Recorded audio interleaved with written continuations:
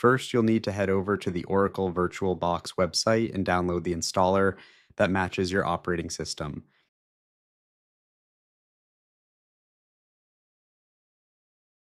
While that's downloading, go to the MikroTik site and grab the CHR VMDK file.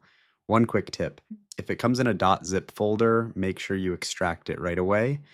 I've definitely forgotten that step before.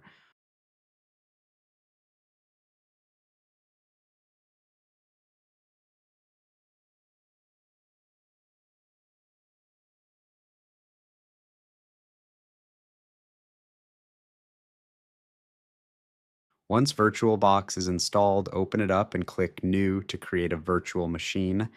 You can name it whatever you like, but for the type, choose Other, and for the version, go with other/unknown 64-bit. Now, before we power it on, we need to attach our disk. Right-click your new VM, head into Settings, and go to the Storage section.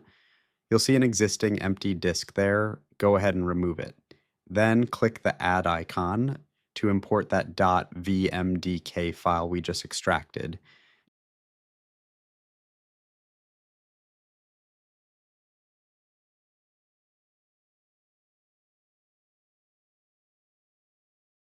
Next, jump over to the Network tab. You can choose whichever network type fits your setup, whether that's NAT or a bridged adapter. Now you're ready. Click Start to launch the machine. When it boots up, log in and make sure to set a new password immediately.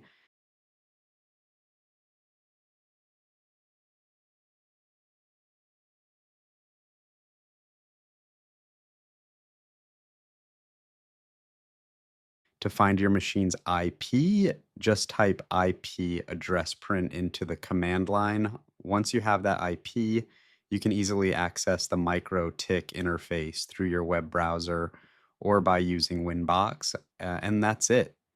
You're all set to start configuring.